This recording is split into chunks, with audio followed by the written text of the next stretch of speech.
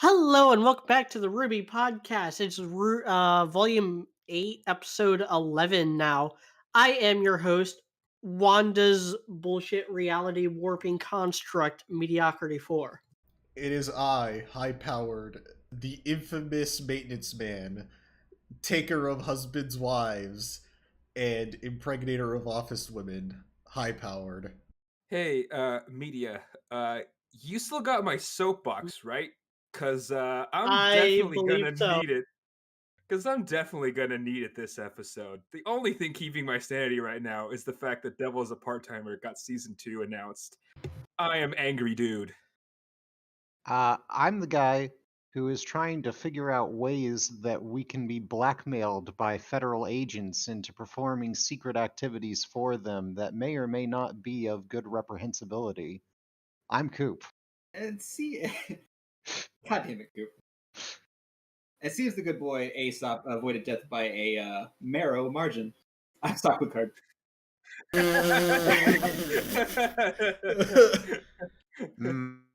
Mm, yes. Oh boy, this was an episode. Yeah, It Was it? existed. I don't okay, think I it, I don't guess it wait. was. I'll say this Uh, about this episode. I don't think it was a bad episode. it wasn't a bad one. Oh, it was to me. okay, so Wait. I got a few things to say first and foremost.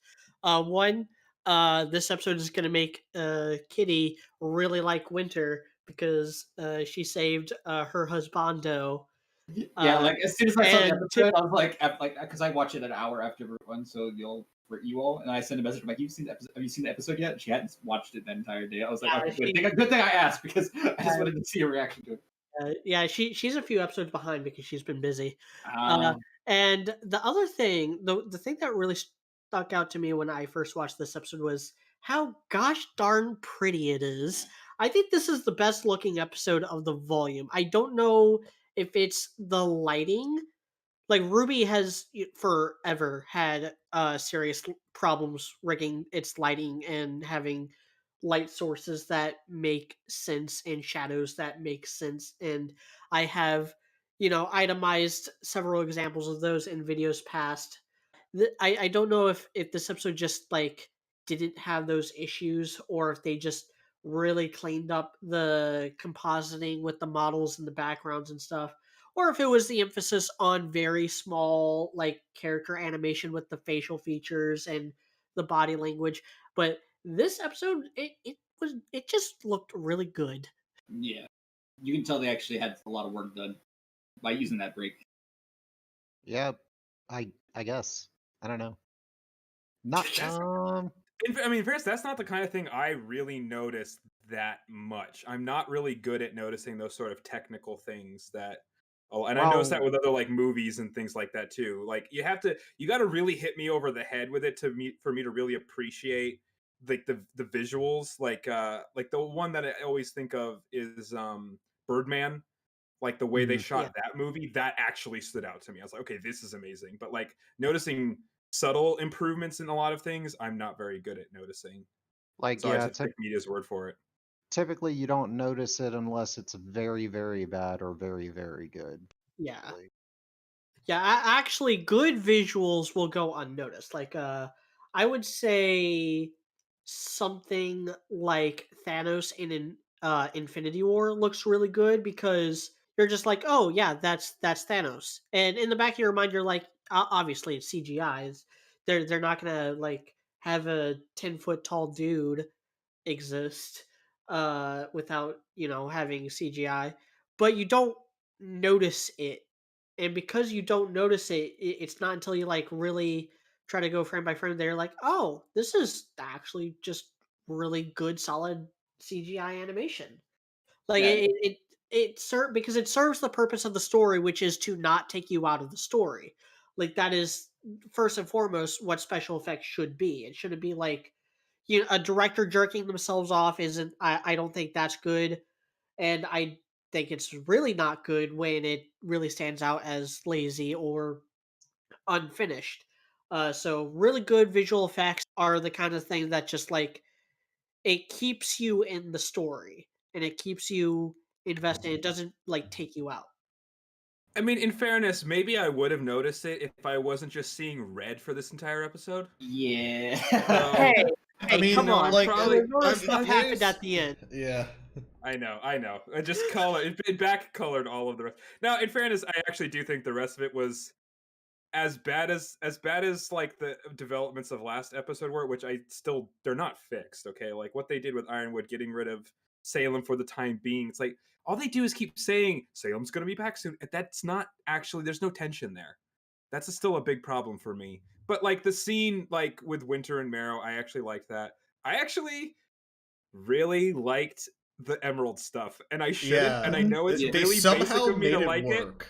but I liked it a lot, and we'll talk about that Yeah. later too. But yes, I will admit that otherwise, this was a good episode, actually.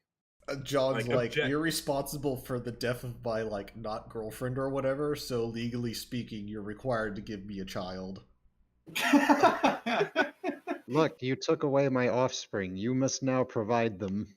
I don't really like her being like, yeah, I'm joined up with you guys, because A, what has she done since being captured and held hostage to earn their trust? Maybe she was a good hostage. I don't know. Maybe she ate her fucking rations that they threw through the bars at her. Like I don't know. I don't know. They- I'm not She letting her out hasn't. of She this yet. hasn't done.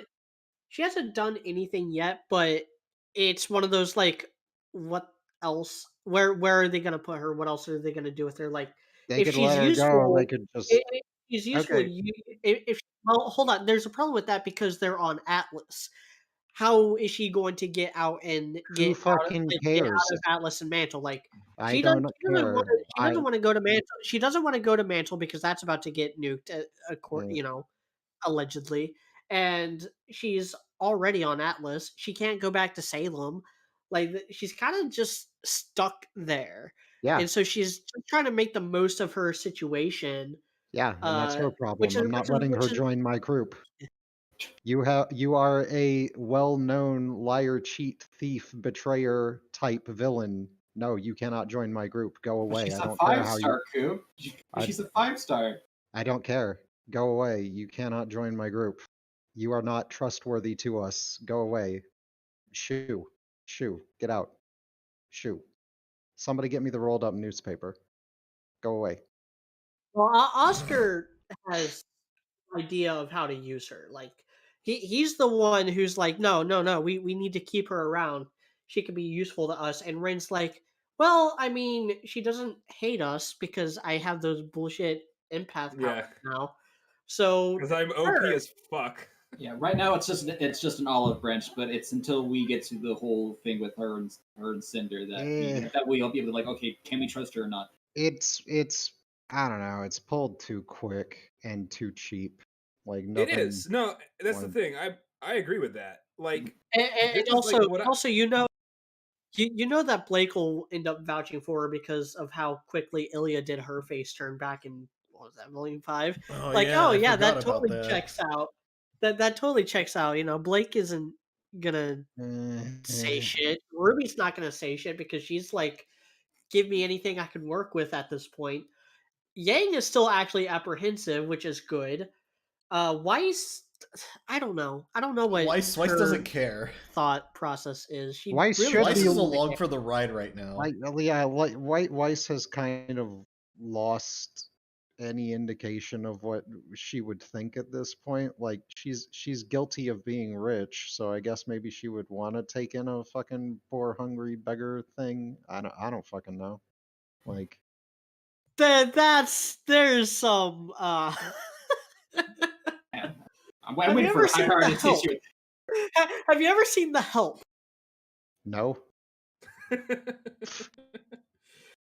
the thing is, it is cheap, and like they didn't do it as well as they could have. Like I said, like I really liked the scene with Emerald, but I know I'm kind of wrong to like it as much as I do. Like I get why objectively, people it's would not. like it. I could Yeah, see I could maybe see myself liking it had it been spaced out better and had well, she actually done exactly, like literally all they had to exactly. do is like have her help out with the Penny situation Well, she did do that. She did do that. She She did. did She do that. did. That's the thing. She She did you do know, that. I was use the confused. grappling hooks. She did. She helped with that. What is it? No. It would Okay, what have I to think be. needed to. I Yeah, can tell you no, what needed to happen. she would have to encounter See, but Cinder beforehand. Yeah, that's what It I'm would saying. have That's Like, to have been, exactly, Yeah. exactly. That's what was missing. Like Yeah. the reason why I Yeah. liked this, okay, like subjectively, I liked this because for some reason, of all the like semi-side characters, I always liked Emerald. I don't know exactly why I liked Emerald. I liked her design. I love her outfit in these past couple volumes. It's like I like her fucking, big you know, milkers. it is Sometimes you nice. just don't know why Okay. you like stuff, okay? I Yeah, don't exactly. know. I like it. I like her weapons. I always liked her character design. I love the turquoise hair. I don't know. I liked her dynamic with Cinder and Mercury in that she does bad things, but it was very obvious, even in like especially in volume 3, where you can tell she was very uncomfortable with the crazy shit they were doing. And the only reason she was still there was because she was so like in in Cinder Senpai mode, right? Like, please notice Mm. me, Cinder Senpai, right?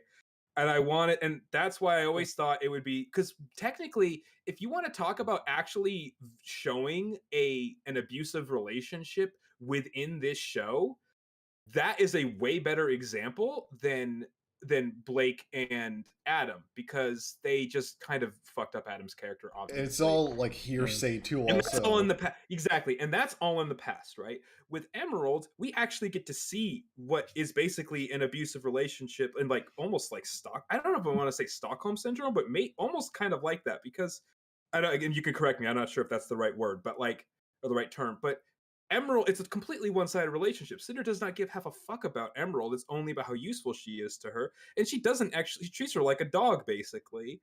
It's not as obvious, but it's clearly that's the case. And Emerald still is loyal to her. The reason why this is not actually objectively good is because we didn't, unless I, because it's really, they could retcon this, but and go back and deal with this later. But they should have done it before, where she should have had to deal with Cinder and like actually tell Cinder off and actually realize that Cinder is Well, not good for her. That would have been better though. I think that Yeah. is I think that is coming, and we got some hints of that with the whole like when she says, "I'm gonna be super pissed if you guys give up right after I switch sides," and they're like, "Oh, so you did switch sides?" She's like, "Eh." Like No. she's still hesitant about that. And you also got to remember, and this is what I've been liking about Emerald, is that you can argue that the only reason she helped stop Penny is out of her own self-preservation, because she knows if Penny gets out and she, you know, gets the relic or whatever, then that will leave, perfect opportunity for Cinder or someone to steal the relic and drop the entire city, which would then kill her. Yeah. So you can argue that it's still out of this self-preservation thing, which is what is kind of defining her role right now, because as soon as she like did something against Salem, she had to, get out of Dodge. Yeah. Well, and I want to see more of it though. That's another reason why I like this, is because she's the first time we've actually had like a former villain, or semi-villain, whatever you want to call her, with them. And I like the dynamic so far. I like this awkwardness so far. Like, this is a good kind of awkward. It was a good kind of awkward in the last episode, and I think I really enjoyed the awkwardness in this episode too. I like that this whole time she doesn't really know how to act. She's uncomfortable. Some people on, the good guys team or whatever are totally fine with it. Some of them just say it makes sense. Some of them are not okay with it. Some of them are confused. I just like that, how it throws those dynamics in there and it makes things different. It's kind of just like a fresh situation, I guess. That's what I like about it so far. And I want to see how she deals with it. And I don't want to just be, all of a sudden she's good now. I do want to see, kind of like we said, like, it's self-preservation. I expect her to end up being good, honestly, because like I said, really from what I see, the only reason she was ever doing bad things was because she was fucking like a street urchin, basically, like Nora, and got right? picked up by Cinder. She survived and she got picked up by Cinder, right? Like, they've been very clearly showing that she's not actually evil at heart, right? And that she does actually have some sort of moral compass, right? She's And I she's kind of like that, see that change. I don't know. I like the character. I like her for some reason. And also I always wanted this to happen. Like I said this since volume 3 that I saw this coming. Or maybe not that I saw it coming. I hoped this would happen. Basically, I've been saying this whole time. I hope this would happen. I hope this will happen. So I like it. Should I like it as much as I do? Probably objectively not. I'm being a basic bitch here, but I'm okay with it, and I know that's what I'm being right now. I'm just really enjoying this for some reason. I think the I'm final liking it. I think the final execution with Emerald for this volume will be the it's whatever she sees Cinder, and she has to actually be able to look Cinder in the face and say no. And that's gonna be I kind want of, that. and that's depending on how that plays out or what happens is gonna be kind of the real thing. Whereas like, oh, did this, face turn of Emerald work out? I just don't See think that that now that they've done it like this, that they're going to offer up the Emerald getting shot as the Chechen hostage that I wanted. But like fucking, I want to see her do that high powered because I want to see it for her sake because I would like her to actually stand up for herself for once because she never Yeah. has ever, and I like that. I want to see that happen. You know what I mean? Yeah, Like they no. tried to. I think that would be a nice moment for somebody to do that in the show because like nobody's really had a moment like that where they never stood up for themselves and now they are. I know they tried to kind of do that with Blake and Adam, but like that again, it didn't pay off well because we didn't see it in real, like not real time, but like it's mostly flashback stuff. Like with Emerald, we saw how Cinder treated her. We see the situation. It'd be really nice for her to actually stand up to her, and also anything that knocks Cinder down a peg is wonderful. So that would also be great. unfortunately, she's already been given the humility speech by Watts at this point. So she might already have been dropped so many pegs that she is at She needs to bottom consider rung. fracking for oil is how low Yeah, Cinder is yeah, right now. yeah. So it might be actually that if Emerald comes in and attempts to drop her another peg, she'll be like, "Oh, bitch, I'm afraid I've delved deeper than on the peg ladder than you could have imagined. Your peg drop means nothing to me." Oh god, I could just imagine Emerald getting herself killed because she's like, I'm gonna glare myself to look like Ruby, and then Emerald just gets ran through by Neo. I could almost taste it, like the Shiner Bock that I'm drinking right now. God, I wish this podcast was fucking sponsored. I I I wish I could drink still. That'd be great. Okay, I'll drink for the both of us. Soju is some crazy ass shit, guys. Oh my So, god, dude. I should drink that. So rewinding a bit to the beginning of this episode, we got Grimm still in the city. Fuck y'all, I was right. I mean, I Jeff. don't know if anybody. I think everyone here was in agreement, but I did see a lot of people like, but all the Grimm are dead. Where's the threat? Why is Ironwood still like acting as if there's a threat? Like because there is. Why would people think that there's not still Grimm out there? I mean, they nuked the whale because they had to nuke something, obviously, but like, like it had already dispersed a large number. Holy shit, Coop, that was a top tier reference. Yes, yes, it was, and I'm glad you got it. Wait, what was the reference? Yeah, what Holy was the shit! reference? It's a reference to an episode of The Simpsons where Lisa dates Nelson. Nelson takes her over to his house, and he has a poster on his bed above his bed that says "Nuke the whales." And obviously, Lisa being the left wing girl, she's like, "Nuke the whales? Do you actually believe that?" And Nelson goes, "I don't know, gotta nuke something." And she says, "Touche." Damn. I I did not. That, damn, I might have to watch more Simpsons. I haven't watched it. I was gonna say, doesn't that's doesn't the old Lisa actually school get shit married to of the Melvin, original, but then they get divorced like or First something? eight seasons. Yeah, first But, 7, 8 seasons of Simpsons are so goddamn good, dude. I actually own Yeah, all of them on DVD just to have them. They're so good. most of I've the watched them so many Simpsons, times. most of the Simpsons that I watched were the seasons from like 1998 to 2005. Is where most of my Simpsons like frame of reference comes I from. was gonna say, don't they have like some future 'Cause episodes that's of The just when I was Simpsons watching. now? But yeah, anyway, there's Grimm in the city. Everybody should know this. I don't know why you would come to the conclusion that a localized nuclear explosion at this time of year in your kitchen would cause the entire Can I swath of see Grimm it? that had already been in the city to go away too. Yeah. Everybody's Salem, acting like it's Star help, Wars Episode 1 where you help. take out the droid control ship and all the droids go down, which is like something they actually had to kind of retcon in the later Star Wars things because they realized that was dumb. Yeah. Yeah, they It's not how it works. They do explain in Clone Wars that like it's specifically because of how stupid it was during the Battle of Naboo that the Trade Federation was like, "Hey, maybe we shouldn't have just one big control ship controlling an entire army. Maybe we should like automatize the automatons a little bit more."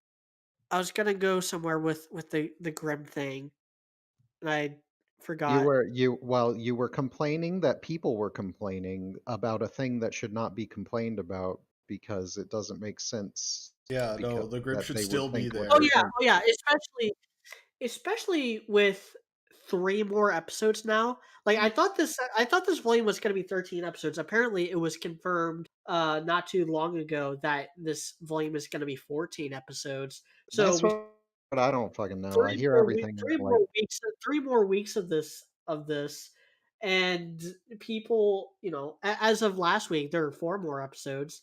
So, d people honestly thought that there would be like more than one threat. Like it looks like right now we're ramping towards the climax. Like the end of this episode is a montage of everyone preparing to apparently go to the vault. Like you got the Aesop's lock and loading, got Crow and Robin Probably running existing. into Winter and Marrow in the Yeah, elevator. probably.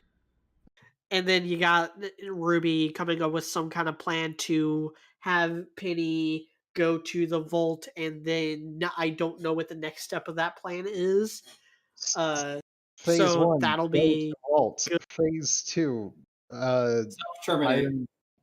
Yeah. Well, no, not that. They're gonna have to open the vault. They can't just be like vault, vault, vault, relic, relic, relic, and not show us the damn vault and the damn relic. Yeah. And to show us the damn relic, they got to open the vault. Yeah. Like it's gonna happen. Yeah, There's no way they just leave that shit yeah, on the no, table. it's kind of obvious that that's gonna be something that's gonna come up. Is the vault's gonna get opened and the relic is probably gonna be in play. It's just what happens is kind of I mean, is like the question. another thing is that Iron Man has the nuke in the air. He might like have like it rigged to a dead man switch on his cybernetics that monitor his heart rate. So if he gets offed, it could set off the nuke or something. That would be a cool way of doing it. Like Why, that's what I yes, do. you can kill me. Yeah, you can go ahead, Batman. Kill me. But it will drop that nuclear bomb I have strapped on. God, he's such a fucking cartoon villain. Thank God for Amazon Prime for delivering me my McNuke in 2 days, in under 2 days. Yes, the Acme Corporation has truly done wonders for me this fine day. God. So this is actually a good segue into the next segment, which is the Aesops, and they some of them are like he's bluffing, right? And Harriet is probably even more genocidal than Ironwood. She's like, oh, who cares? At least Ironwood's like, I'm gonna give them an hour. Harriet's like, fucking do it now, bitch. Harriet God, is I General hate her. MacArthur's I like, hate her so please, much. please let me nuke the PLA as they're coming into North Korea. General Only MacArthur. member of the Aesops The only member of the Aesops I think I ever really liked was Marrow, and this episode just like highlighted how much I do not give a shit about Vine or Elm, and how much I actively don't like Harriet. Like Vine and Elm are like, they're kind of just there. Marrow, he's like, I don't want to nuke people, wah. And I'm like, you're kind of a bitch. Like, why the fuck are you being a bitch right now, Marrow? Like, stop being such a fucking bitch. I, I, Like, I think Vine straight up says the same line twice. It's like, if this gets the kids to listen to reason, then it's okay. Like he says that. I'm pretty sure he says that almost word for word 2 different times in this scene. I mean, to be fair, It's kind like of like a mom saying, "It's like now, Timmy." It's like, don't." It's like, we're not gonna get you any candy as the kid's rolling on the ground, screaming inside of the grocery store is basically the equivalent of what he's yeah, saying. like I didn't like the entirety of that interaction really, like any of it, like Vine and Elm being the way they were, Harriet just being like, yeah, fuck it, like it's she's just really weird about stuff like Marrow being like, uh, why d- why the fuck did you even bother joining the military, Marrow? Like, you know, the I've never met a single person as whiny and bitchy as Marrow about literally fucking everything that is like basic concepts of what you have to do in this sort of job. Just remember, if you're in the military, it's not a matter of if you commit a war crime. It's just a matter of when you commit a war crime. Yeah, is your contract up before the next war starts? That's basically all it is. I I What I I don't, think I think you're being too rough yeah, on the guy who signed up to a military that exists to protect people from Grimm, but is now like actively Yeah, maybe. threatening to destroy its own citizenry. Like fucking Atlas and Mantle are not two separate kingdoms. They Yeah, vote in the same elections. They are like this is literally like Stalin had he actually used a nuke on like maybe it's Stalingrad just may- because it maybe was it's just convenient. maybe it's less I what just, he's saying, because I think I'd probably be like, yeah, no, you shouldn't call us in on our own home soil because we'd do some fucked up shit. We should probably not do this in that same case. But I wouldn't. I think it's literally just his voice. Actually, he has a really whiny tone to it, and I think that like when it comes across like that, it's just like, what I, eh. what I don't like is just how one-dimensional they are making all of these Atlas characters. That and all these Aesop people like Ironwood, and honestly, just as a tie-in, I'm going to mention this with Ren and Nora too later. Whatever is happening, I'm assuming it's the new writer. I don't know if that's for sure, but they seem to just be boiling down people to like an essence, kind of like that stupid shit Blake said in volume, was it 4 or 5, where she just said like, this person is this one word, right? And like they think that actually makes sense. That's kind of what No. they're doing with the Aesops and Ironwood and other characters, and that's why I don't really like this. I don't dislike Marrow, but it's just kind of weird that he's like the only one that seems to give a shit. Like I agree that like just fuck the rest of the Aesops. They're nothings. They have no they're pointless. They have no Li- personality. They're not interesting. Like, yeah, I Yeah, mean, like this it does go up to a this certain point. Like, why would they keep listening to Ironwood now? Why would anybody keep listening to Ironwood now? Why? You don't Agreed. really have Yeah. a choice at the matter. Motherfucker's just gonna shoot you. Okay, he's going to yeah. shoot one guy. He's only got 6 bullets. He can't shoot all of us, boys. Let's go. Not only that, but Ironwood struggled to fight Watts. Yeah. Yeah, I'm pretty sure Winter alone would kick his ass. Oh yeah, Winter should destroy him, and if she didn't, that would be very infuriating. Like, but going to your question, I just looked. This episode was written by Kiersey, Miles, and Eddie. I don't know who wrote which scenes. I feel like Eddie at least wrote the stuff with Jean, Ren, and Nora because it did a lot of the like really stupid comedy with You the know, like boop boop anime boop, stuff. like the two frame repeating animation on Jean and the skipping around with him and I'm willing to bet he at least wrote that. I don't know who wrote which other scenes, and who knows. We may never know unless they like say it during the commentary, like, "Oh yeah, I wrote this scene and I wrote that scene." Eddie is the only one who is really easy to peg when it comes to that, because he has that Thor Ragnarok, Taika Waititi tendency to take a dramatic scene and just destroy it with comedy, Oops. as he did a lot in Volume 7 as well. Could very well be. Could I mean like could be like he splits up scenes and stuff like that too. Like I don't know. Like it's just the entire thing with like the whole Ironwood and Aesop scene is just really really cringy. Just because like they're now all evil, uh, except for Mero, who is like good but whiny about it. And And maybe Winter, who she was one of the people who thought like he was bluffing. That's why she's like, "Oh, what for?" And that's why she steps in and saves Marrow, I would even though with Aura, I think it would take more than one shot to kill Marrow anyway.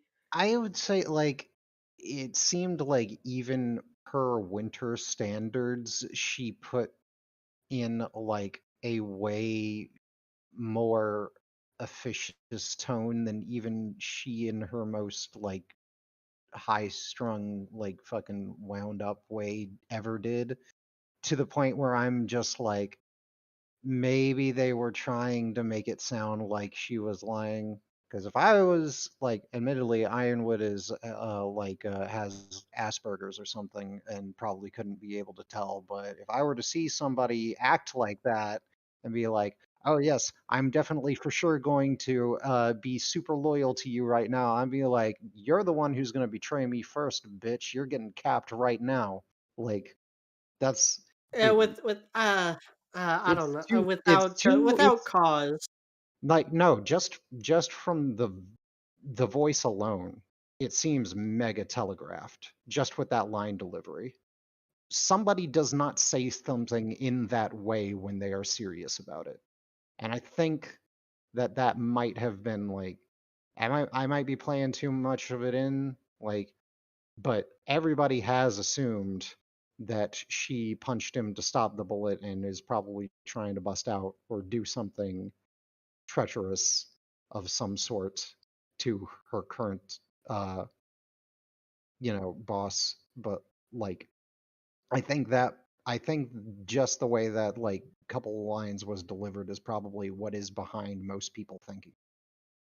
Because if you hear somebody say something like that in that way after you've heard how they speak normally, then you it throws up like a little bit of It doesn't indicator. doesn't sell.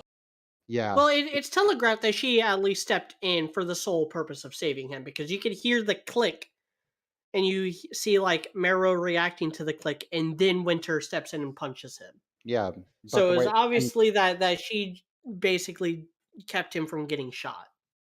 yes, and like I would say that just her attempts, it's like I think they told the voice actress to act like she was acting is which is like that's one layer on top of a bunch of that's a bunch of fucking layers, but it sounded like an act being put on.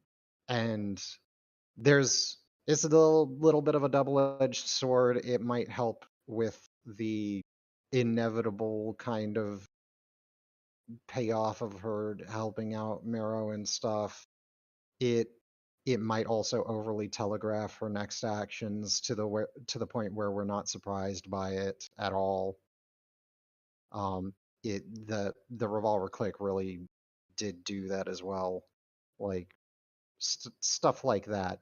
If if they hadn't put in the Ironwood doing that, maybe I wouldn't come have been like that. But that seems like way too much. Like if she had stepped in prior to that, having predicted what Ironwood was about to do, rather than him ever pulling the thing, or if they'd just shown him like almost at the cusp of clearing leather, like maybe just had his hand in the quick draw cowboy position, you know, just slightly or something along those lines as a background feature, not something they would do a close up of, because that would be like, again, even really just, I don't know. It seems if they want it to be showy to the point where everybody is like, yes, this is definitely going to happen, good on them. I don't think this is necessarily the kind of thing that you want to be something that you can't turn into a twist.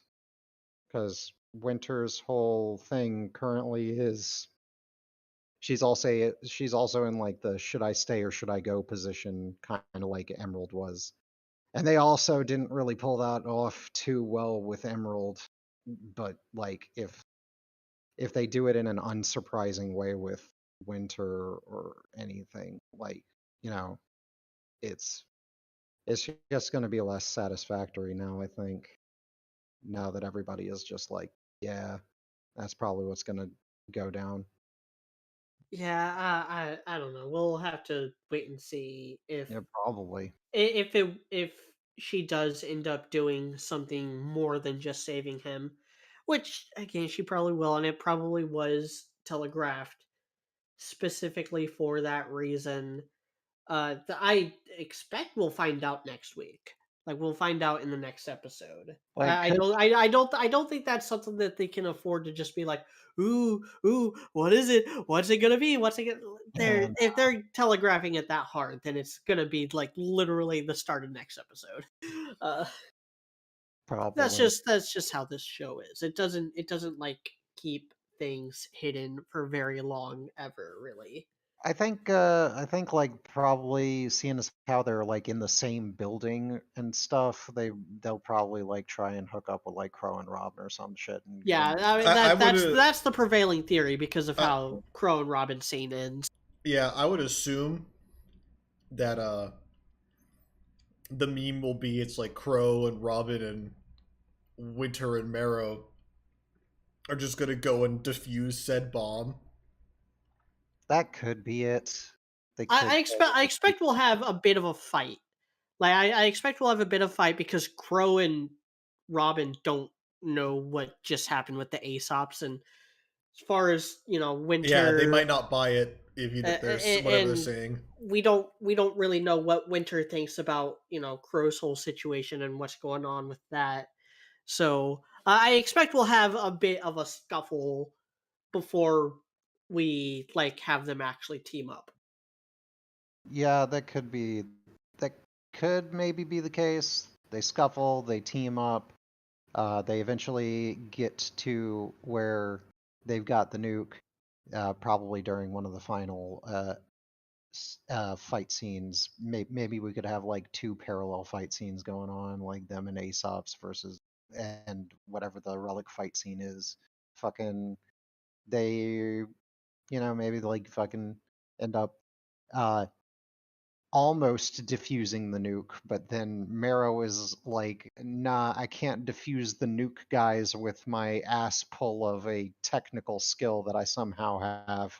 Uh, I'm afraid we've got to detonate this nuke prematurely so as to make it just be an airburst nuke that doesn't harm the city itself. And then they set off the nuke, and all of them die.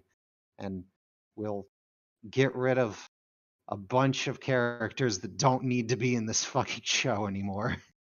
Well, I mean, regardless of who lives and who dies, I don't think the Aesops are going to think be palling around with us to vacuo.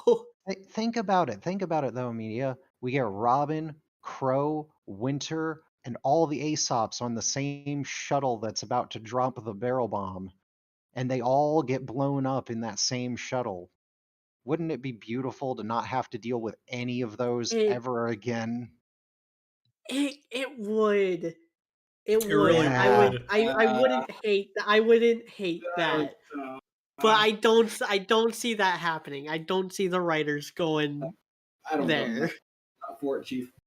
The next thing in this episode is a lot of talking, and I think as much as I did enjoy this episode, I do think it is the second or third worst episode of the volume because a lot of it is just standing around and talking. Like, yes, it is important talking for the most part. I think there are a couple scenes like this scene in particular. I think could have had some trimming done, trim the hedges a little bit. It's important because this is the first time that everyone's been together since the beginning of the volume, and they're not even fully together because Crow and Robin are still not there. They're this is the first time that they've had a real break since like dealing with the, I guess, climax of their respective arcs. Ruby's climax being the Hound, and Yang's climax being Salem.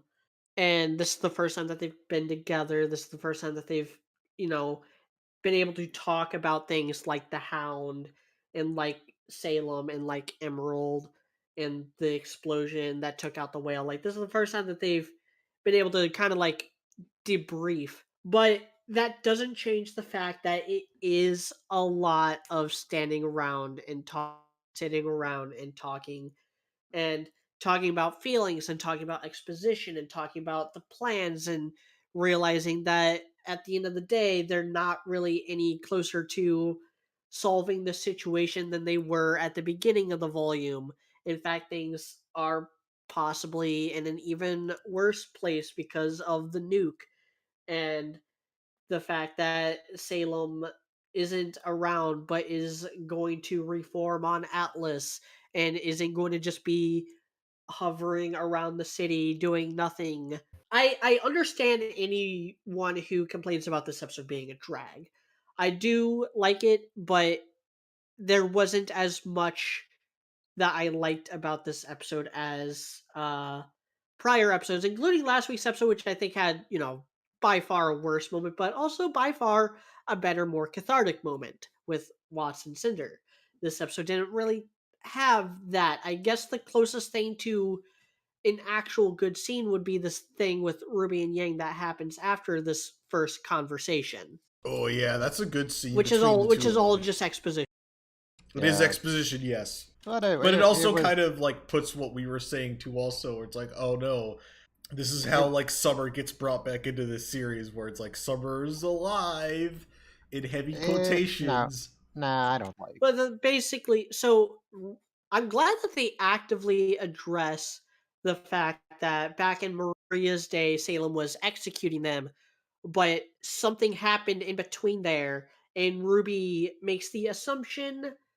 It's not a really solid assumption. It doesn't have a really solid foundation that this is the inciting moment for this change, but she makes the assumption that when Summer went out to fight Salem by herself, something happened that made Salem realize that she can use these Silver Eyed Warriors to create these Grimm monsters. How that happened, why that happened, who knows? It might have happened before Summer.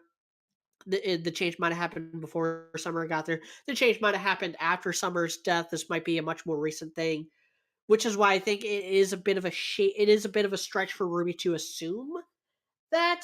But I do think the reason why they said it is because that will end up being the case, and we will find out more about that at a later date. Yes, as we know from all the rest of the show, anything that Ruby ever says always ends up being correct, even if it doesn't seem like it has any solid footing to stand on. Oh god, you're right about that. Yeah, she's a little bit like if that's actually a better way to call Ruby a Mary Sue than any other way, because that's exactly what Rey is like basically in the Star Wars sequels. She has predictive abilities somehow. It's part of the Silver Eyes, guys. Okay, actually, that's a reveal that has yet to be revealed. Okay, Silver Eyes actually do let you kind of see a little bit into the future. Ruby So at least loses fights though. That's the difference. Have you noticed that Rey literally never loses at huh? anything ever throughout the entire sequel trilogy? Nah, yeah, when's nah. Oh, when's the last fight Ruby lost? Actually, now that I think of that. She technically lost against Harriet. Weiss had to step in, which I thought was kind of weird because that was the one fight that should have been won fairly easily because Ruby had been shown throughout that volume to be faster than Harriet. She had a better weapon than Harriet. She had a more nifty power set than Harriet. Well, She's the only member of Team Ruby that kind of lost in her fight. Well, actually, has a better weapon than Harriet in regards to being used in most cases, except against Harriet. Pole arms against like being able to grab them and just wrench your grip with them is actually not really great. Especially a scythe. A scythe is like if you get within Like if you're like a type that does like any grappling or punchy things like Harriet could, if you can get within the reach of a scythe or anything along those lines, like the other guy's done. They got to basically drop scythe and get in hand to hand with you, unless they've got like a backup of some sort, which Ruby does not. Which I think she should. I think that would be Everyone should. neat. Everyone should always carry a sidearm, okay? In the words of Jeff Cooper, the pistol is what you use to fight your way back to your rifle.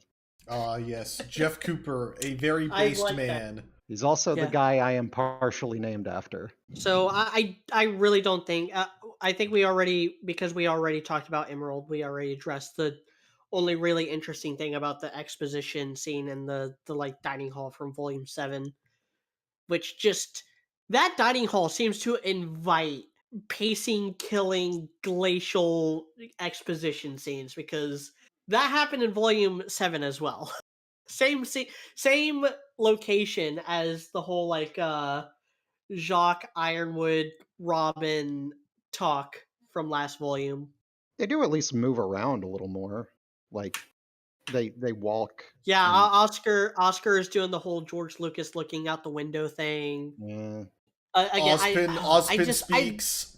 I just have to reiterate that this is a very pretty looking episode, and I really like how Ruby just slowly sinks into despair throughout that whole thing, and slowly comes to the realization that all her pretty words and her like whole mission to get the message out didn't actually do jack shit. I don't know. I like the edit someone was doing on Twitter where it's like, it's like right, it's like a good one where it's like, where they clipped it so well to where it's like it actually looks like Ruby saying "fuck" before she slams her head on the table. Yeah. I don't know. It's like, fuck. I don't. I mean, want to say I mean I know I've heard this because I've heard Lindsay make jokes like this. Let Ruby say I fuck. just want I just want to hear Ruby just say fuck.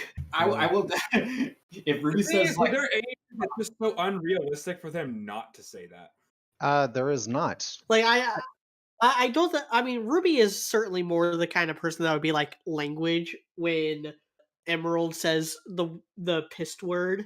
So but Ruby's again, like, no, I my just Christian years. it's funny. It is funny when squeaky voiced people say fuck. Oh man. I would have bet $50 on just her saying that once to like Swindler, like, oh fuck off, get off me. I have the same opinion with a lot of different anime as well. Damn. So There is no actual statistic on how often an average person says fuck over the course of their life. This is terrible. I hate it. I want it to be completely researched by scientists. Somebody get on this. anything we I know we kind of skipped ahead for Ruby and Yang, but is there anything else we have to say about that? Yang confirms that the Hound was a badass. Ruby confirms that yes, it was Silver Eyes. Everyone who said otherwise was being kind of dumb. Yeah. Bunch Uh, of idiots. And if you're listening to this and you thought it wasn't Silver Eyes, you should feel bad. And I don't feel bad for telling you to feel bad. Yeah, guys. I mean, that I always hold predictable What thing if you were happened. like me and you just didn't give a shit? I mean, that also you are actually a better person. I was like, okay, it's I mean, like, it at least gives them an out as like, hey, we can only mutate guys that are like this specifically, which is why we don't have more mutated cool Grimm running around. They got a rare resource behind it, but like, it doesn't really matter other than that one little thing, which actually helps it out. So, it's a reasonable thing to expect. Far as this, like, Ruby finally admitting to her own failures a little bit it's good. I like it. I don't want to Yeah. like it, but when they put in a thing that you like, you kind of have to like it, even though you don't want to.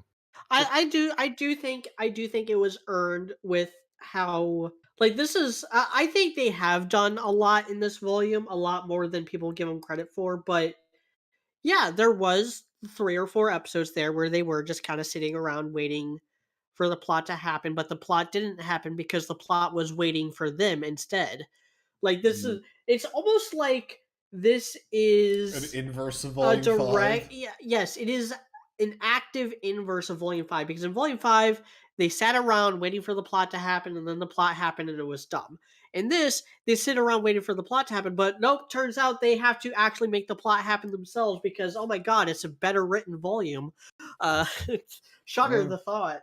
yeah. But I really do like this scene with Ramin Yang. It's my favorite scene in the episode. It might make my list of best scenes in the volume. I don't know. It's not like super like mind blowing like the Watson Cinder thing was.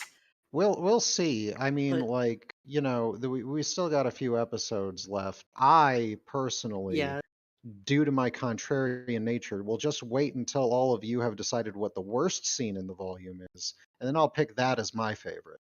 Because fuck all Just y'all. just for a shit That post. sounds about right. That sounds like something you do. yeah. But I really like because Yang apparently didn't make the connection, even though like Blake told her that it was a silver eyed person that was underneath the Grimm.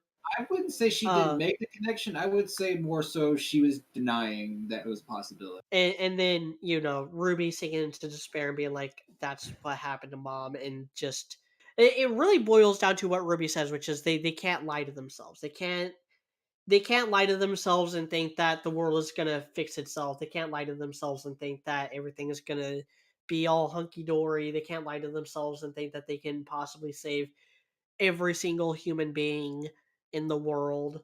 Like they have to kind of the ships have sailed, so to speak. And I don't mean the relationships. I mean the metaphorical ships of like everything Ruby was wanting to accomplish at first. It's a little too late for any of that.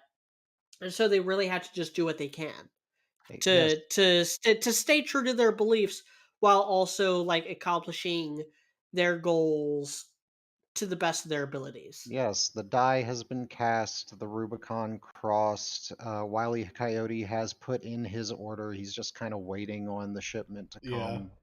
This Now, like, episode is just set up for the next 2 to 3 episodes. Yeah, So that's how I that's took. that's That's how I basically took it. what it is, and I feel it does a good job at laying the foundation it for does. those next 2 to 3 episodes.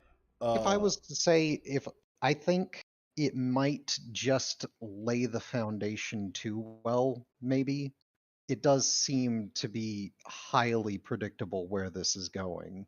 because it seems Like, like we're just gonna have the way this volume ends is gonna be what a 4-way battle royale inside of the vault. A Counter-Strike source team deathmatch server is basically what's gonna happen. Team deathmatch, well, team deathmatch, team deathmatch, team well, deathmatch, team. I think it would be like two separate matches because I think your idea that the bomb will need to be diffused in some way will have to come up. Because why wouldn't you give a cyborg a dead man switch inside of his arm? That would be a really cool thing. And actually, you know what? I know why they wouldn't do it now because it makes sense. They just have it loaded onto a shuttle type thing, if I recall correctly. So like Yeah, they could just it literally kick it out of the back of the door. they would kick it out of the back of the door, yeah. I'm wondering how it's detonated exactly, is the thing. Do they have to fucking, like, ride the thing down, like, fucking. Well, I'm Uh, pretty sure uh, it's remote Yeah, detonated. we'll see. I'm pretty sure it's remote detonated.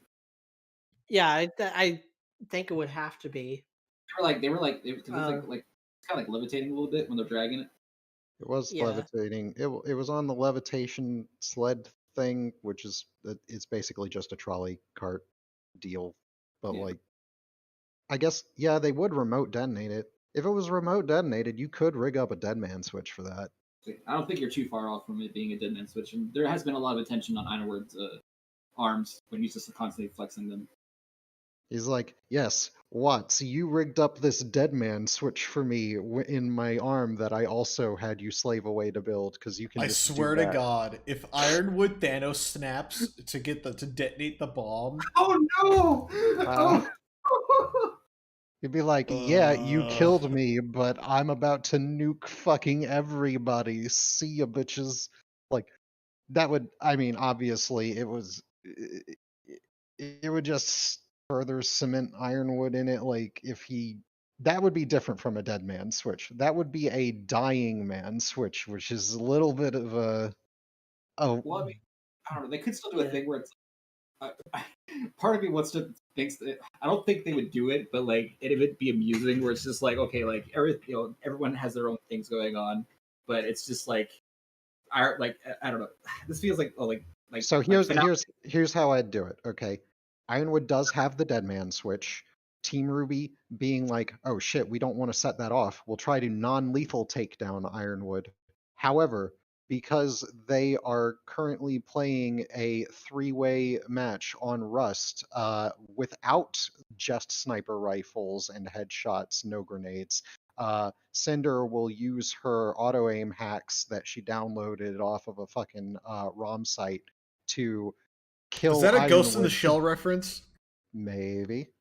As far as Ruby and Yang go, again, I like the scene. I like that. I like, the theme. I like the theme that they're doing here with nothing ventured, nothing gained. Optimism is good. Blind optimism is too much, but no optimism is stupid. Like I like that.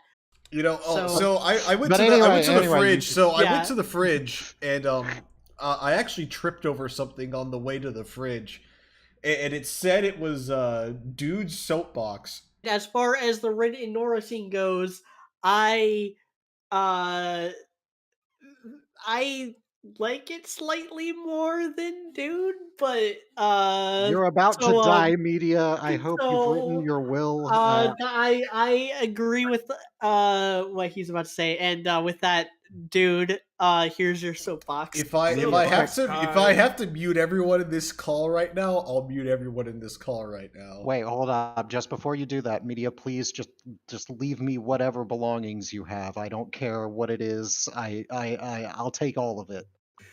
Okay, so I actually agree that I mean, I'm angry, very very angry. I guess it could have been worse, but to me it could hardly have been worse at this point, at least for this one scene. All right. So when I first saw this, obviously I was pretty furious. And the thing that I saw from this was them trying to do Toradora, but like really badly. Okay. And I understand maybe not everybody has seen Toradora, so I promise I will be very quick in giving an overview. It's two main characters. The show is named after them. It is very obvious that the whole point of the show is how they get together. Okay. In the show, one of them is the girl is very codependent on the guy. She has a very fucked up backstory. She has shitty parents, shitty life, right? By the end, they get together but she leaves for like a year to like because she says she's just not worthy of him or she needs to fix her shit before she can be in a relationship because she realizes how fucked up she is, right? And then she comes back at the very end in the end credits, okay? They all live happily ever after, whatever. It's an amazing show. But they actually set all that up. I don't know if they actually watched Toradora with this or if they're being influenced by that when they're doing this, but I'm seeing a similar attempt at Nora needs time to figure herself out and she needs to, be independent before she can be in a relationship sort of thing.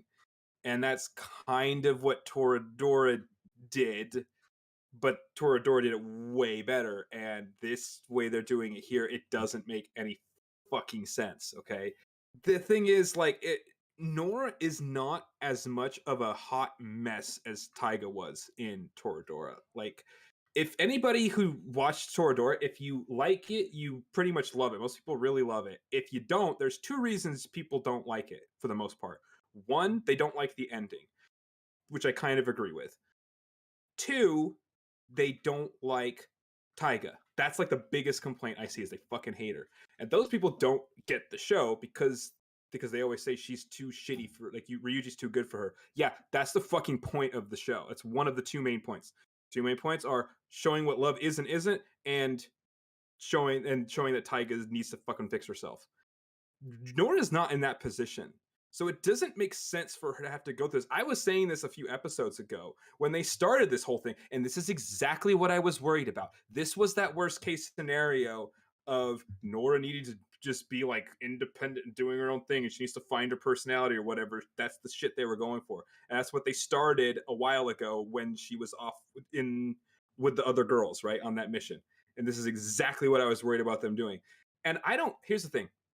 I understand people need to be their own person to be in a good, healthy relationship. I completely agree with that. Okay. You have to be able to survive and be happy on your own in order to be in a healthy relationship. Duh. Okay. Everybody knows that. What I'm complaining about is that the writers clearly don't understand that Nora already is that. And that's the thing that bugs me the most about this whole thing, is that they're doing a massive disservice to Nora as a character by doing this whole thing of she's not ready for the relationship yet. Also, it's just really shitty writing for the romance and the shipping. Obviously, that's just dumb. I'll get to that later. This is a big rant, but it's just one of the things that's doing a disservice to Nora, because I remember I was talking about this when they first started hinting at this sort of thing. Nora already is her own person, and Ren even specifically points that out. He already said, like, all this dumb shit she's saying right now, like, oh, all I do is say dumb jokes and hit things. He literally says, like, no, you don't do that. It's so why does she think that? It's been very obvious throughout the entire show that that's not actually all she is. I mean, yeah, they were side characters at the beginning, but it doesn't, she's not like actually codependent on him.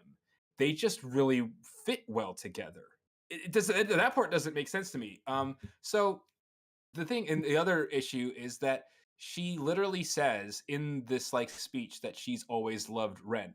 So there's no actual drama at this point because he's also still here.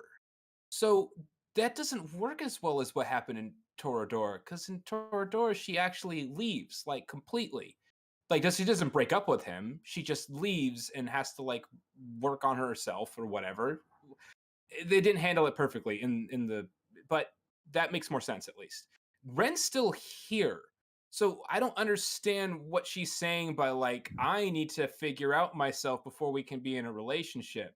They're already in a relationship in a way. Like, this doesn't really make sense. He's still around.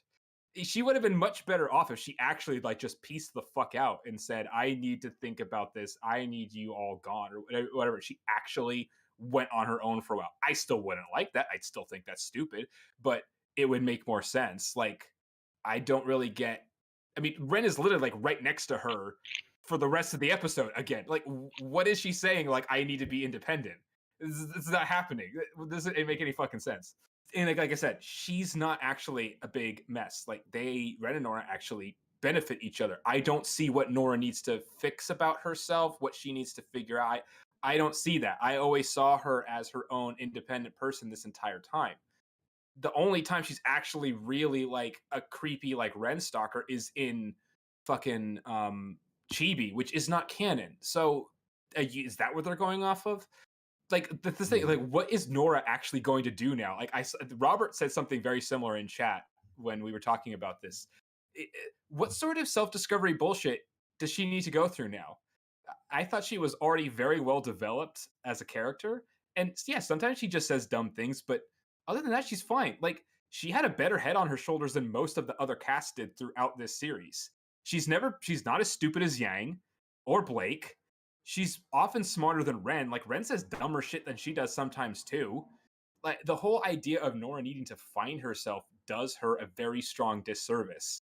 I think this is like what I was talking about earlier when we were talking about the Aesop's thing, is that whatever the writers are doing, they're like pigeonholing their characters and boiling them down to like single characteristics or whatever. And that's really, really fucking stupid, because they're like pigeonholing Nora into a hole that she doesn't actually fit in. She is more dynamic already. I'm not saying she's the most dynamic and interesting character ever written, but all of a sudden this volume, they're like, Nora is lamenting how basic and one-dimensional she is and how reliant on Ren she is, when throughout the series, that's not actually what we've seen, especially volumes 4 through 7. That's not what we actually saw.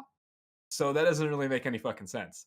And the other problem is that this takes all the interest and drama out of their relationship while it's still not confirmed. Like, if you actually get them together, great. I don't need drama and bullshit. I don't need them to fight. That's fine. Just, I always say, make them be happy, turn them into what's their faces? Fucking well, I mean, I guess if you want to go anime reference, Tsukasa and Nasa, that's fine. They could be them, or they could be, if you're going for live action, it's Chris Pratt's character and Andy and April from Parks and Rec, right? They could just be like that. That's fine.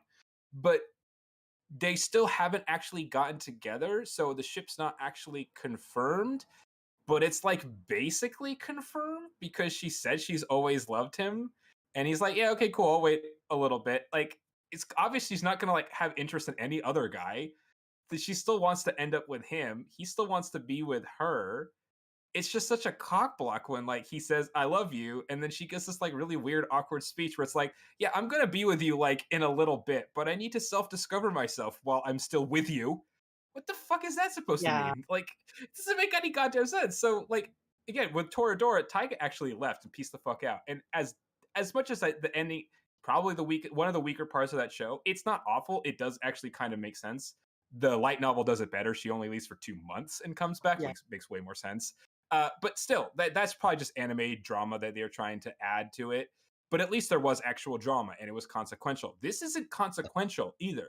This is just like, it's not like it's not you didn't get the orgasm, you didn't blue ball. It's just like you like sort of like half came, you know what I mean? Like they stopped sucking and you came, but like it doesn't I feel know all that great. feeling. I know You- that fucking you know, feeling. it's No, it's It's the that. equivalency That's of what like this is. as like you have to like the chicks try to give you an HGA, but you have to finish it off yourself because you beat your meat It's like it owes something- you money. No, it's like something. it feels like it's like acid reflux inside your dick. Ladies, if there are any who listen to this, I don't know why you would, but that's basically what it feels like. It's terrible. It's actually worse than getting blue balled than just stopping. Exactly. That's the point. it's- It is worse than being blue balled. This is Yeah. worse than that because I would have rather her be angry at him still or something, or her actually have to go off on her own. Like there'd actually be some sort of stakes or drama, and I would still be intrigued, right? This is like, because I don't know where they go from here. There's gonna be if like this makes me worried they're not gonna get them together until like the very end of the show, which is just dumb. This is not a show where that's the point of the show, right? I understand when some shows do that, like, but this is not that. That's not what this situation is. But what's the payoff going to be? It's not going to be dramatic. We already know she's like, yeah, I've always loved you. Like, I just need to figure me out for a little bit before I can be healthy in a good relationship with you. Like, she literally almost says the exact same lines that Taiga says. Just like, because didn't she say like, so I can be I forget what she says, but something like she needs to fix herself almost for him, which is again almost as if like, well, that's not really being independent anyway. Counter. Like, It's it's counterproductive. Yeah, it's completely. Which It doesn't make again, sense. that's Like the fine. two just I don't literally need to mind kiss that. and have sex. Yeah, Agreed. literally. No, 100% agreed. Ren needed to mount up on like whatever fucking horse he brought in with him and been like, bitch, no. There is a Yeah. fucking nuke Yeah. in the sky right now. We are reproducing. They Yeah. already proved. The thing is, the show in volume 1, in like episode 3 or 4 or 5, whatever it is, because the episodes made no sense back then. They already proved that Nora is not like reliant on Ren. Does anybody remember when Glinda says, "Oh God, I feel bad for Ren. How the fuck is he supposed to get along with this wacko?" Right? They already. I mean, Yeah. they're not the same person. Like just because Yeah. they've like basically grown up together and helped each other out, like they could technically have helped each other get through life as they have so far and go their separate ways if they weren't a good fit together. But they are a good fit together.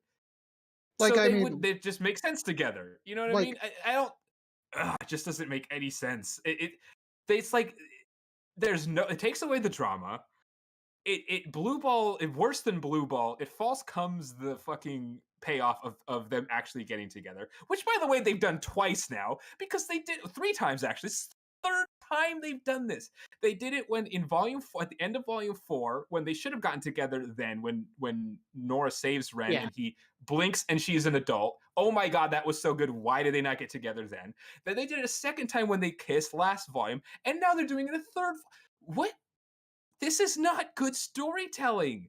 This is like fucking really bad shoujo or fucking like It's manipulative. so yeah, it's Yeah. exactly. Thank you. It is. It's It is so actually kind of It's manipulative. manipulative. From, yeah, it is manipulative from Nora too. Also, how she's saying like that. It's kind of weird. From the writer, From the writers, like though, is what from I'm the saying. writer, like Very manipulative of the writers. I just I don't know if you're done or not, but like my issue with Toradora is actually that they didn't show the change. Like she's a hot mess, hot mess, hot mess. I need to go fix myself.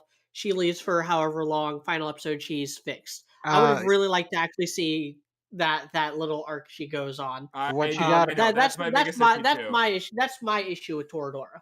We need a Toradora after story just to Look, see Yeah. that kind of yes, stuff. But guys, as you far didn't as you as far didn't as listen Nora, to the as fucking like CD audio story thing that they released only in Japanese that has a few botched fan translations out there that you can get off of some really obscure sites. Okay, it covered the whole thing. You just have to look real deep for it. Okay, it's down in there. Trust me. Like Don't you tell see, me- you don't see, tell my people that, issue they'll with actually believe Toradora I was is gonna say, because in the light novel, that's not what happens. That's like not actually like true. I like Toradora a lot. And my issue with Toradora is Tiga is like, okay, like it's obvious that like these two characters are gonna get together, but out of all the potential relationships that the male MC could have, his relationship with like the model chick is actually probably the most healthy relationship out of all of them, in my humble opinion. Hey, and in that we show. can talk in depth about Toradora at a different Yeah, date. that's a different Yeah. conversation because I got thoughts on that show. This podcast is already going to be running long. I just thought it was a good comparison, though. No, because no, it is. Yeah, seems I like mean they're doing a very it's exactly what they're doing. and they're just doing it way worse because like here's like first of all, that ending is already like objectively like probably one of the worst parts of the show. It's still an amazing show. It does technically make sense. Like they set her up to do something like that. It's not like it's out of nowhere. It makes sense. It's not handled perfectly. And as this media said, it would have just been better if we got to see the change, and then it would have been perfectly fine. yes. But the problem is that that's already kind of the thing that people didn't like about that show already. And then this doesn't make sense in this situation. They weren't, teasing it the entire time with that show. That show, it was obvious they were going to. It's the title of the fucking show. Okay, it's not like Renora where they've like, and they don't false get them together a bunch of times in Toradora. They That's not what didn't happens. properly establish like Ren and Nora like that. Like there's never a scene where we see that Ren has to be the one cooking breakfast for all. Well, actually, fuck. I just fucked myself over on that. Fuck it. I forgot the pancakes thing. Yeah, I forgot about the pancakes thing. Hey, it was a long time ago. It was how many years ago now? Yeah, That was what, 6 years ago at this point? 6 that or was 7 years ago? pre-brain surgery, folks. It's a little fuzzy Yeah. before then. I don't know why I unsubbed to Tekking 101. I just discovered that today. I don't know what's wrong with I don't know, just everything is wrong with this. Like, it's not accurate to how Nora actually is. Like, to say that she needs to do this is not true. It almost makes it seem like she's like, it makes it seem like Ren is like halting her development just by being around, which is obviously bullshit. Like, that's the thing that is ridiculous about this. And here's the thing, as somebody who has been in a relationship with one person since a very young age, I can tell you again, this is like inaccurate. You know what I mean? The way they're portraying this is not true. We have to remember here that Miles and Carrie are both soy boys, and they probably haven't had a healthy relationship with a female their entire lives. So they actually don't know how healthy relationships work. So yeah, because like as somebody who's been in a good healthy relationship since early high school, like basically the beginning of high school, it's not as long as Ren and Nora, but I mean, we've been a couple for way the fuck longer because Mhm. they still aren't. But anyway, we have shaped who each other is at this point, obviously, and I think we both made each other better people. If for some reason something didn't work out and we had to go off on our own, I would still and would be glad to have had this relationship to shape who I am today, right? That's the same kind of thing. Like, you know what I mean? Like, if we had to be completely independent of each other, we could be. We're just better off together. We're happier together because, Yeah, there's a difference between you like know, mutual or like one-sided dependence and mutual benefit. Like, yeah, you know, exactly. Like, Nora has never seemed like she can't handle herself, like mentally or physically. I just never got that vibe from her ever. She's just in love with Ren. I'm There's nothing wrong with that. I mean I just ugh. she's a woman, so she is incapable of cooking. Like, how's she gonna feed herself? She does need Ren for that. Yeah, but she can just kill her food God. and eat it I raw, I would mean, I assume. mean, Ren could feed her something. I mean, like he probably has like a brick of something that he could toss out to her every once in a while. I don't know. I'm not sure how I they ended up. Okay. Well, like I'm certain that like just via the nature, like if we had to go in all headcanon, just like from them having to have literally survive in the wilderness, one of them would have had to like stay awake for a little while the other slept, and vice versa, and switch off, and that would put it Yeah. some mutual competence in both of them at being able to take care of themselves and slash or each other. Yeah, it's just So let's put it this way though. This is just to show you how bad this was for me. Like I used to always say that Renora was my OTP, not just in this show, but just in Oh any fictional I my universe. remember those god. days. I remember when Yep, your profile pic yep, was the fucking Nora hammer, and yep, you yep, you can see that in the Volume 4 Man, podcast. those were good Yeah. days right there, yep, man. I miss Volume 4 podcasts. yep. I miss And the Oh, and scuffed recordings. I miss the tinfoil on my windows at my shitty in my apartment whenever I was working damn. night shift. Recording using an iPhone mic. Oh god, ugh, Uh, man! Like we have come so oh man. far, and I think our viewership stayed. I would say it's gotten a little bit better. We've had let me ups just and fucking downs on the Ruby Discord server. What I was gonna say is it Yeah. was my OTP. It is no longer. It has definitely fallen off of that spot. let's I let's actually think this is the first time I've really thought like, okay, I just the now the ship that I'm most invested in that isn't confirmed is fucking Kobayashi X Toru from Dragon Maid. That's like the can new one that I most, and it's Yeah. like as far as OTPs, it would have to be something like I don't know yet. I have to have one right now, but like Yeah. this Mine. was the one for like 6 or 7 years. It was this one, and it's not anymore. I Yeah. just can't. It's too pissed off. I think at the core of this issue, and this is going to be my last piece on the Renora segment of this podcast, is that they have a really bad tendency to do the exact opposite of fleshing characters out, where they sap away things that made them unique. Like, when was the last time Ruby said anything about any kind of weapon? Remember when that was part of her personality? Yeah, you're no. right. And on top of everything else, like, when was the last time Yang made a pun? Like, a lot of that kind of stuff is at the core of why I haven't liked these last two volumes as much as volumes before. And even volume 6 kind of had that same issue, but volume 6 was competently paced and had like interesting ideas that made up for the lack of like unique character quirks. Characters were more dynamic in volumes 1 and 2. Yeah, Honestly, that's the thing that's so fucking weird. yeah. Ugh. I'd say especially volume 2, like the moment that while you were talking, I was like, when was the last time Nora had a practice what you preach moment? Remember that from volume 2 when Mm-hmm. You're Yep. Pyrrha is giving Jean all this advice, and then Jean leaves to execute that advice, and Nora just looks at Pyrrha and is like, practice what you preach. And then in the whole next volume, her entire role is being Pyrrha's support to try to get her to admit to her feelings for Jean. Like Hey, that was y'all all really good remember? stuff. Hey, I like that stuff. And the only like we did get a moment like that a few episodes ago with Nora and Penny, but other than that, we haven't had a Nora moment like that since at least since volume 4. Well, they kind of removed her only like direct female companionship, sort of, and didn't bother replacing it with anything along those lines. So she was basically stuck just with Ren and to a lesser extent Jean after that.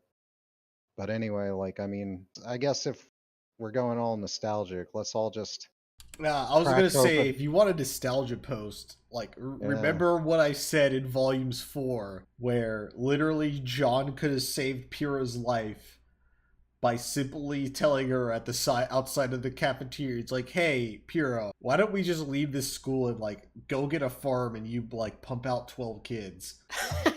No, that's well, like so. I So do, here's I do like remember saying, yes. So yeah, John gave the serious answer, the serious response to that to bring that up for me was John gave the right answer, but it wasn't the right answer. Was yeah. John's problem. It was the answer that made Pyrrha Die.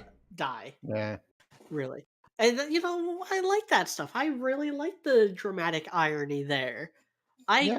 You know, Mm. that's why I liked volume. That's why I liked Yeah, Pyrrha. that's a why good that's like why my Pyrrha's honest a look at that's why my honest look at Pyrrha was the first like unbridledly positive honest look I ever did. Hold up, guys. Let Yeah. me just go get my aviators on so I can crack open my Monster Zero Ultra real quick. And it's how they don't make them like they used to. Okay, Boomer Cooper. Are we done talking about Ren and Nora? Yeah, I'm done. Oh, It's just- I also like the fact that her scars are permanent. I'm glad I called that. Yeah. You know, I've said why I like good. that many Good. times. The Permascarred. only question I had is for Dude is there any chance do you think they can come back in your good graces, so to say?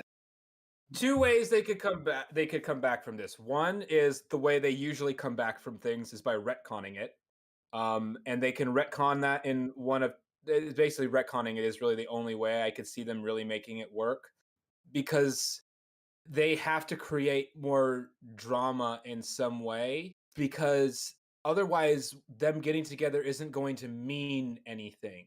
You know what I'm saying? Like I don't see how if it's just like, "Oh, I need to like figure myself out." But like I'm still gonna be right next to you the entire time. When they get to what how are they gonna decide to get together at that point? I don't see any interesting or compelling way that that's going to happen. Quickest. They can do it. It's easy. It's just like okay, she's just gonna kiss him or something like that. I'm assuming, and he's like, okay, cool, we're down to we're ready to go. But it's not going to be a satisfying way. So the only way they can make it more satisfying is if she goes off somewhere on her own or something, or somebody gets fucking. Maybe they got to almost kill Ren. Like honestly, like they almost killed Nora. It's time to almost kill Ren. That's when she has to snap out of it and realize because they. I mean, that's the thing is that's cheap too because they just did that. Like she got really badly hurt. That's what made Ren snap out of it and confess to her, right? I thought that would be fucking enough to get them together, but obviously not. I was hoping that so maybe that's what they have to do for Nora is they have to put Ren in mortal danger and for her to get her head out of her ass and realize that it's not worth waiting. You know what I mean? Especially in their universe. That's the other thing. Her decision also does not make sense for their universe that they're in because everybody dies so fucking much. Yeah, That it that's doesn't the one make thing sense for her that to wait either. that That's another staff reason it doesn't make forgets. another reason it doesn't make sense at all. I mean, it already doesn't make any sense. Okay, it already didn't make sense. That's just yet another reason. And the other way would be if they just retcon it and she just says "fuck it" and just they get together by the end of this volume. It's the only other way I think. There's one more way that would probably be even worse, considering that Ren basically already did it this episode, which would be that she goes away from Ren, talks to another girl who tells her the exact same shit as Ren, and then she is like, oh, this other girl said it, therefore it must be accurate to how I am. I know who I am now, time to go back to Ren. Couldn't trust Yeah, you on that info, but now that I have a second source, okay, we've pinned it down. Definitely good. We're good to go, Ren. Like, Yep, I could see that happening, and I would be fine if that happened. If that's what I don't, because I just don't like this anything about this. So just get them together. This doesn't make any sense, yeah, there's as no I've explained. there's no It's satisfying no, way but to I do don't. it. They have, yeah, Really. there's not really. That's the problem, and that's why this is so terrible. That's why this is the worst way they could have done it. That's why I said it would have been better if she was fucking still mad at him and furious and threw him out and she ran away or something. That would have been better because at least there's intrigue there. At least there's drama. At least I am invested at that point. There's nothing to be invested in. I don't see any satisfactory conclusion at this point unless they actually like have something really cute at the end where they actually do have a kid or something. You know what I mean? Like something that is somewhat. But even then, like the moment of them getting together was like something they were supposed to be building for so long, and they've already. The thing is, they nerfed it before it even happened. That's why that's another show. This is so awful. That is pre-nerfed. They can't make it satisfying now. Like, how do you make it worse? Yeah. It's so dumb. Oh Eh, god, they're such bad writers. Fuck eh, you. Okay, any okay. I anyway. have a third way. Hold up, hold up. Oh Nora no. goes to second woman, like I said before. Okay, all that stuff happens. Nora still doesn't believe it. Goes to third person who tells her the exact same shit, and then is No. Okay. satisfied. Yes. Okay. I'm putting it into this. Yeah, Um. I'm fine. Guys, I just came up So with another solution. So no, after no, third no, no, person no, no, no. tells her the exact same thing as the other previous two people have, she does the most unthinkable thing possible. You would never expect this. Totally off the wall. You would be totally surprised by this. She goes to a fourth person and they tell her the exact same shit. Crazy. Completely out of nowhere. That's one in the highlight reel. Um. So Based. I think we addressed all the like important stuff that happened. So a few minor points. I do like that Robin is calling Crow out for acting extremely selfishly in a really tense situation. I do not like that it is equally selfish Robin who started a fight in a airship flying thousands of feet above the tundra with a sociopathic psycho mass murderer sitting right there because she thought Ironwood was underestimating her. Well, I Just mean, got it. in Ironwood's own terms, always been about mental, hasn't it? I got to keep addressing that, but it is cool to see that like Crow that the show agrees with us that Crow is just acting stupid. Calm down. Um, Take this through. Crow, you uh, don't need to murder the guy that I actively also want to murder. the Penny thing. This was just kind of confirming what Watts was saying last week, and we already did our whole spiel about this. Like, yes, Penny isn't entirely a robot.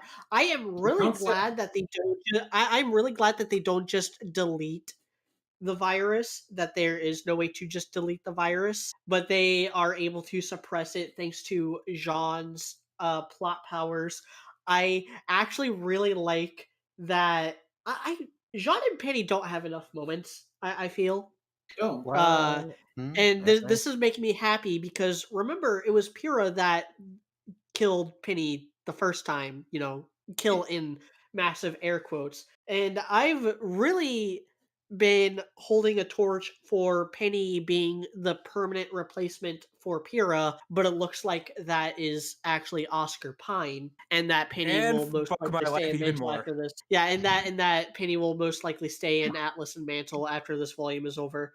But I think it's really sweet that it's Jean who is like, Ruby's holding on to Penny, from behind. You got Blake with her little ribbon thing, Ren with his grappling hook things, Emerald with her grappling hook scythe things. But the only one who can actually stop her is Jean by putting himself inside of her. Not totally not jealous at all, by the way. Yeah, I was sure. gonna say this, man. With John I helping actually Penny just out, believe him. what's the shit between? Is it Lancaster? Is the shit between Jean and No, Ruby. nobody and Ruby. cares. Nobody cares. God Jean damn it. has basically sworn a vow of celibacy forever at this point. It's a never shame going to he's get such shit. good breeding stock. It's like you're just putting all that good coom to waste.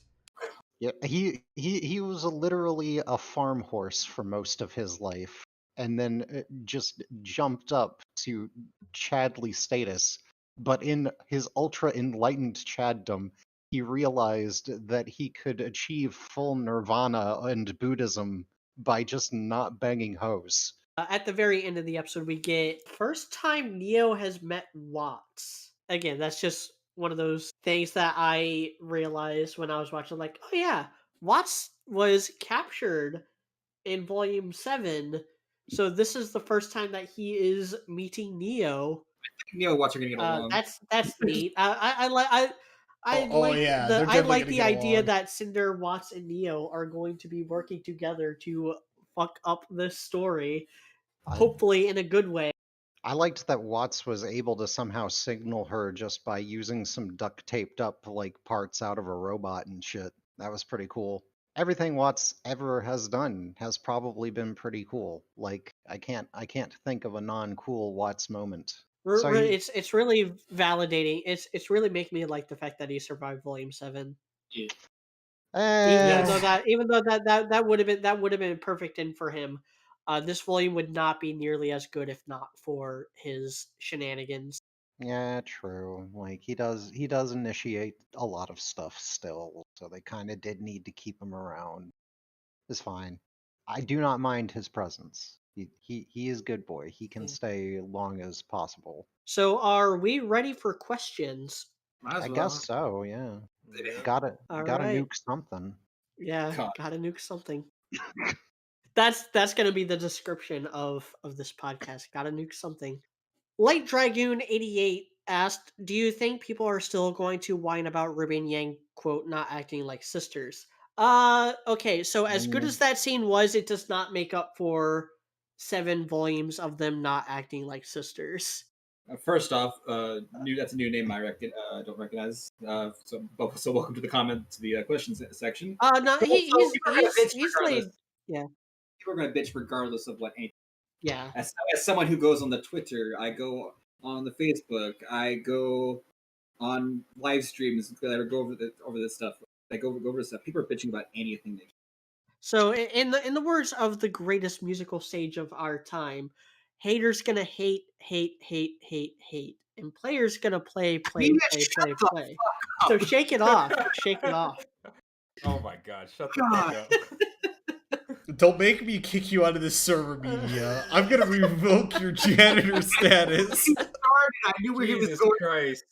The only worst song he could have picked was "Look What You Made Me Do." That's their Oh, only song that's yeah, worse. I know. That's why. That song is impossibly bad. That's why I said it. Connor Hines asked 2 questions. What is the most disappointing thing in RWBY for you? Raven. Yeah. Renora. Yeah, Definitely Raven or Renora. Renora. I mean, just the potential was so good. And them in the end of volume 4 was like still some of the best stuff they've ever written in this show. And then they turn into this. Oh my fucking god! It is the worst part of the show now. I am more angry at Renora than I am at fucking Osktard at this point. That's how bad it is. So you know it's bad. There's a small part of me that kind of wants Rose Garden to happen. I'm not gonna lie. Dude makes a point because you have to have expectations in order to be disappointed. I had lofty expectations for Raven. Dude had lofty expectations for Renora. That's why those are disappointing. I had no expectations for Oscar. Oh, His second question. If it's going off like expectations, then I'd say Adam, because I expected Magneto, and what I got was a fucking incel. Yeah, that would be up there as well. That's a fair one for sure. Yeah, that's a good one. I was gonna say something completely different, but now that Coop says that, that is definitely higher on the list. All you had to do was rip off Magneto. That was all you had to do, and you couldn't even do that. It's like just like Adam and Sienacon, basically. All you had to do with Renora was all you had to do with Renora was make them kiss at the end of volume 4. and get them together, and that's it. It's even easier. Oh. You already did all the work. Oh, fuck these guys. Uh, And, so and girl, I believe in gender equality. Fuck the girl too. Okay, she's yes. also horrible. His second question: do you think people will ever stop saying that the latest volume is the worst one? Who's saying that? Volume 5 exists. Yeah. Yeah, Well, remember, media people still say Volume 5 was better than Volume 4. Like there Uh, are actually I don't there are believe. actually I've actually read believe this. you. I've actually read this on multiple places. People hate I Volume refuse to believe you. Can I just no, I've reiterate that heard I'm that. so glad that I don't actually interact with this fan base at all anymore. I'm Dude, just so like, happy I don't. I don't know, I don't know, like I don't get it. It's like especially like because I like being part of the fandom, right? I like this general community and stuff like that. But there are certain parts of it that I'm just like, why are you guys making like? Because it's always like this weird small section that do the stupidest shit, like send death threats to people. That fucking pissed me off, and it's just like, and it makes everyone else look bad. It's just like, why are you guys Yeah. fucking like? Sock, Why are you garbage? Sock. Why are you? Just, No, just no, I'm no. look, Sock. Okay, here's what you do. Just do the same thing I do. Have a very charismatic personality that lets a lot become friendly and trusting of you. Have them go out and see what all the bullshit is and report back to you like little minions. No, because I've seen what you do. Yeah, but it works. All right. Next question. Aragon Dovahkiin asked, "So is Emerald supposed to be a tsundere now?" Yes, she Yes, literally does sure. little. It's not like I'm on your side, Baka. Oh, that's why I like her so much. Okay, I figured it out. Oh god, I just hope You know John who- buries you know his John buries Excalibur inside of her. Oh wait, no, You that's know the how- wrong reference. Shit, what's the name of a fucking Joda Arc sword? Is it even like a? Never mind. I don't think it had. You it. know It's- how Coop says sometimes you can't explain it? Well, we just explained it. Hmm? Yeah. Wait, what was the name of Joan of So- Arc's sword? What the fuck? I- I think you it know- did actually have she had a very specific sword. She had apparently dug it up from outside of a chapel under the guidance of God. I will look this up because Yeah, look for because that. Up. most famous swords do have names of some sort. There was like, Attila had the sword of Mars and stuff like that. I mean, the Excalibur still works this sort of thing. It was the sword of Saint Catherine. Quiet Message says 4 things, but he only asked 3 questions. First, not a question, just congrats, dude, on finally getting your confirmation. Please don't explode. So, Okay. Quiet Message, obviously you are you always leave questions. You always leave quite a bit of questions, but obviously you actually listen to the podcast, which is why you said that. You should probably join the Discord. Yeah. Yeah. Yeah. I'm assuming you haven't already. And Wait, if you have, shoot me a message. Let me know who you are, so I can Give you the have link that to our wonderful Discord server. so that I can have that information and then proceed to not do anything with it, because I never do anything with any information like that. So next question from Quiet Message still. With John amplifying Penny's soul to fight off a computer virus, does this, in a metaphorical sense or not, make Penny more human? Yes. Yeah, I will agree with that. And that's been the side of the debate this show has fallen on since last volume. Penny does have a soul, and it's the soul that makes you human, not the blood and guts and other things that make you human. We have a very religious And take then- on that from Yeah. Rooster Teeth. Very Yeah. Christian So- interpretation there. No, I it's mean, also transhumanism.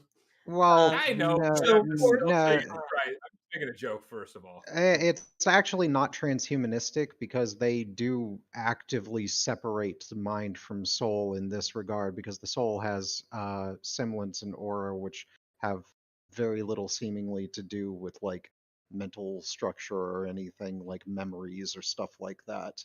Well, I mean, that used to be the basis for the semblances. Before they retconned it was based on like personality and memory. Yeah, but unfortunately they retconned it, so now it's not. So it is a completely metaphysical aspect, and it is also, I would assume, housed under the overlapping sphere of just magic in general, which is, as we all know, a fucking occult concept that has no scientific means by which to be explained, which is the same thing as like a soul. Like, If you want to get into like all sorts of theology and stuff about that, like basically the soul is the part of you that you have no idea what the fuck it is. So, last question from Quiet Message. Then we got one other one. So last question from Quiet Message. If Jean's semblance also amplifies the soul, then if he used it on Oscar, would it theoretically make the merger faster or slower? Faster, I think. I I don't would think say that's an answer faster. we'll ever. I don't think that's a Mm. question we'll ever have answered, but it is good little food for thought. And I how didn't do even you think about that. amplify a soul? How do you amplify something whose explanation lies beyond the infinite in the realms of chaos? How do you even understand such a thing with such a puny mortal mind? All right. So final question, and this is from Blade Charge. Did they forget Emerald is the reason why Penny died? No. Did they did Yes, but also no. and did they ever know that? Yes, So he but asked also like the two no. questions. Like, yeah, they I don't know if they know. I feel like they would, since they know her semblance, and Ruby did see her somehow back in Volume 3 during that fight. There's a lot of other sins in Emerald's past. Penny didn't, for real die. So like, no harm, no foul. She's done far worse than that. Yeah, I mean, I could maybe see Yang getting pissed off at her, seeing as how like the whole her and Mercury shtick wasn't that basically essentially like confirmed in Volume 5 to Yang that it was Yeah, all a trick played? Yeah. So I mean, like and she also, knows. I So think. Plus, she'd already Yeah, mentioned. well, yeah, in fairness to Emerald, Blake was a terrorist, so I mean, don't forget about that. everybody else has, so why remember, wouldn't I? Yeah, that's remember true. when Weiss was racist? Oh man, those were good No. times, man. I remember those Ah, times. I cracking remember sick, whenever it all boys. like fell apart in what volume 2. Don't make them like that Like anymore. here's the thing with like with Emerald's like sins and her like causing the death of Penny and also Pyrrha at the same time too also. You can blame Penny's death on Emerald. Yes. Penny's death on Emerald, like you can blame Pyrrha dying because of Emerald is a little bit more tougher is a little bit tougher because like Emerald is a straw on the camel's back that broke it, but there's a lot of other shit that built up that caused Pyrrha's death too also. I would say Emerald was like a mid tier prick because like there are things already building up, and there's a lot of things that happen long after Emerald already fucked off and left in Volume 3. Like she wasn't involved in that final clash at all. We ready to wrap this up now? Oh, is that all the questions? Yeah, Okay. that's all. That's all the Yeah. questions. So This is still like a 2 hour. This is still like a 2 hour long podcast. Though. so I want to get Sorry. some like managerial stuff posted about the Discord for any naysayers on Twitter. Oh, okay. And for emphasis on Yes. anyone that's listening that likes to like drag that Discord through the mud, it's my Discord server. I am the Yes. owner of this Discord server, not Yes. Media. And Media not is the me cool either. guy at the I party. do have. I am the have guy my that own- owns the house and is paying the house note on it to the bank. It is I my ha- Discord server. I have my own server. You can get to it through my Patreon, but you have to go through my Patreon because it is a secret squirrel server for only my closest friends and paying customers, But I guess, you can join my Discord server for free, and you'll have for free. basically direct access to Media. So I just Yes. So just remember this. So anyone listening to this that wishes to drag the server through the mud and then blame Media for it, it's like anything that happens about that falls on me because I, at the end of the day, have the banhammer along with Coop Yes. at the end of the day. and also technically like a lot of people do confuse me for like the head of that shit. I am not. I basically just sit on the couch there and point at people and laugh. And Yeah, and I there's never leave. actually the one who actually does You're all the the most moder- active. Yes. The actual Yeah. real active moderator on that Discord server is my trusty Australian Ballsy. He And does. Yes. and some people confuse me because they don't even know that I'm on there. Because I Mm. literally Yeah. only chat in the podcast chat. It's literally the only Yes. place I type. Yes. Yeah, and you were like one of the so- you were like one of the first people on the Discord I am. server too. Also, I remember you back in the fucking Facebook chat. Yeah, Hold I on. was in the Facebook. I actually remember. I looked this up. I always end up looking this up when we get close to the server's birthday. But Sock Lacard, you were the first person to actually type anything in that server. You know what, dude, you are very very ghosty. I'm gonna give you the Lurky Boys role. Fuck it. Yeah. I'm here for you guys at this I'm point. just Not that I dislike the other people. It's just I don't have time to talk with all the other stuff. It's like I'm here to chill with you guys. That's like the only, Yeah. especially So- after this episode. It's I'm okay. here just It's to hang okay, out. dude. You could just say that the All other right, people on the Discord server aren't damn that it. cool. Okay.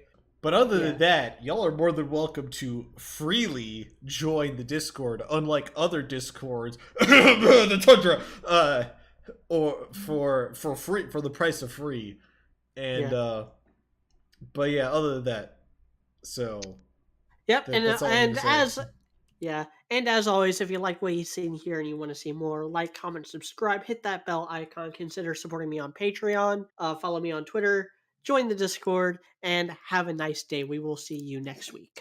Yeah, see you guys. I am handing out roles on the Discord randomly as fuck now, by the way. So like, Yeah, you could bribe Cooper I for a role, and we might give it to you. You just might end up with the "Can I has roll please" roll. you will definitely if you ever even mention something akin to a role. Like, if you say, like, oh, I like role playing games, I might just misinterpret that as, oh, he wants a role. All right, dude, you got anything? I think I've said all I need to about this episode. Oh no! Until the next Oof. few weeks when I keep bringing it up again. I have no doubt about that, dude. I have no doubt about I mean, it's better to keep bringing it up than to just half ejaculate like we discussed. Exactly. it. Unless you're edging. Okay, edging's a different scenario. Doc. We're getting into different territory here. Hi, Bart, if you haven't already killed it, All right, I'm gonna kill it right now.